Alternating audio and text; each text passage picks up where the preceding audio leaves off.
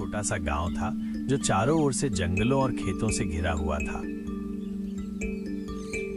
इस गांव में एक ईमानदार और मेहनती किसान रहता था। उसका नाम था गोपाल। गोपाल बचपन से ही अनाथ था और उसी ने अपने छोटे से खेत को मेहनत करके संवारा था। लेकिन सूखा पड़ने और फसलें नष्ट होने के कारण वो बहुत गरीब हो गया था। गोपाल के पास 2 बैल थे, हीरा और मोती।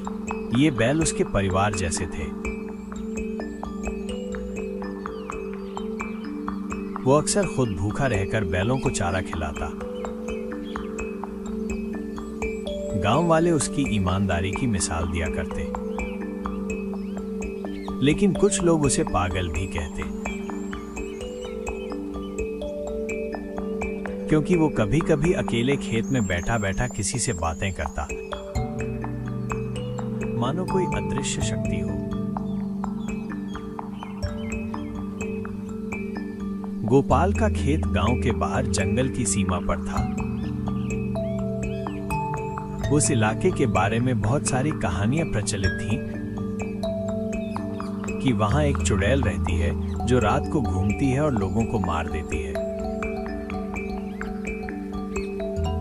गांव के लोग सूर्यास्त के बाद उधर नहीं जाते थे, पर गोपाल को डर नहीं लगता था। वो अक्सर रात को भी खेत में अपनी बैलों के साथ रुकता, क्योंकि उसका मानना था कि मेहनत करने वाले को कोई नहीं छू सकता।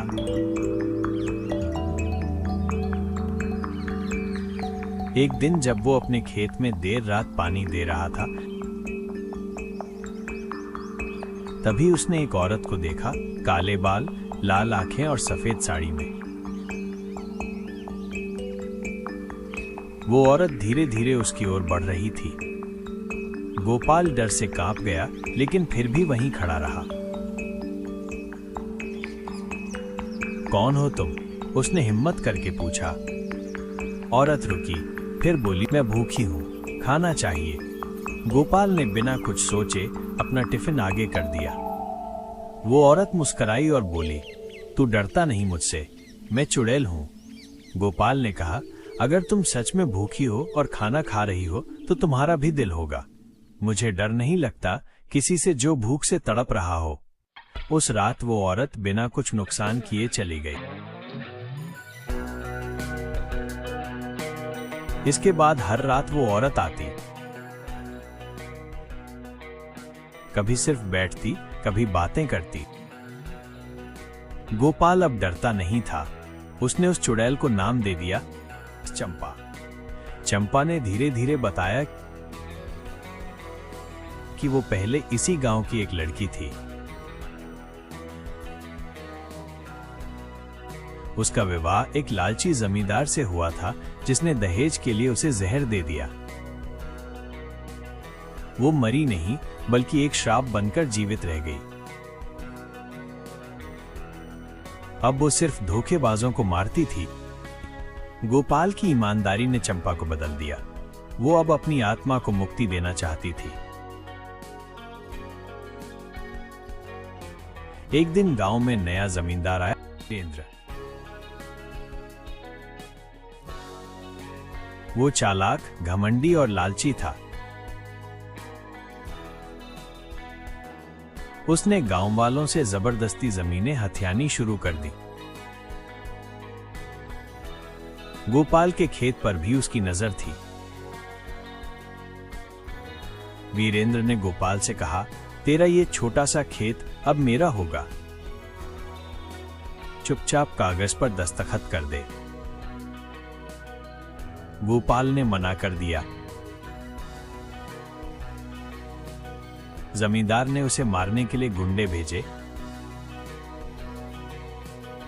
लेकिन उस रात चंपा आई और उन गुंडों को जंगल में भगा दिया।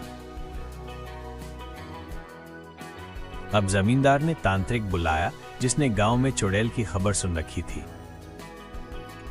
तांत्रिक ने पूरे गांव में डर फैला दिया कि चुड़ैल को जलाना होगा। चंपा अब खुलकर सामने आई और गांव वालों को सब सच बताया, लेकिन लोग डरे हुए थे। तांत्रिक ने अग्नि यज्ञ शुरू किया जिसमें चुड़ैल को बांधने की योजना थी। गोपाल ने सबके सामने खड़े होकर कहा, ये चुड़ैल नहीं, मेरी बहन जैसी है। इसने मेरे प्राण कई बार बचाए हैं। आज अगर तुम लोग इसका अंत करोगे तो मैं भी इसके साथ जल जाऊंगा। तभी चंपा मुस्कुराई, नहीं गोपाल, अब समय आ गया है। मैं अब अपने अंतिम रूप में जाकर शांति पाना चाहती हूँ, लेकिन जाने से पहले इस जमींदार को उसका असली चेहरा दिखाना है। उसने एक मंत्र बोला और जमींदार के पूरे पाप सभी के सामने खुल गए। उसके द्वारा मारे गए लोग, छीनी हुई जमीनें और धोखे के दस्तावेज।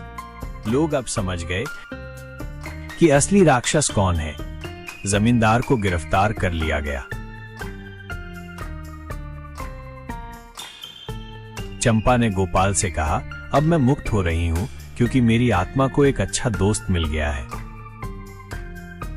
चंपा की आत्मा एक उजाले में विलीन हो गई। गांव में सब बदल गया। गोपाल की इज्जत और भी बढ़ गई। सरकार ने उसे ईमानदारी के लिए पुरस्कार भी दिया। गांव की जमीन बच गई और वीरेंद्र जेल में सड़ता रहा। गोपाल अब अकेला नहीं था। वो गांव के बच्चों को खेती और ईमानदारी की शिक्षा देने लगा। उसके खेत अब हरे भरे हो गए थे और हीरा मोती अब भी उसके साथ थे। वो हर रात एक दीपक जलाता, जंगल की ओर देखता और मुस्कुराकर कहता,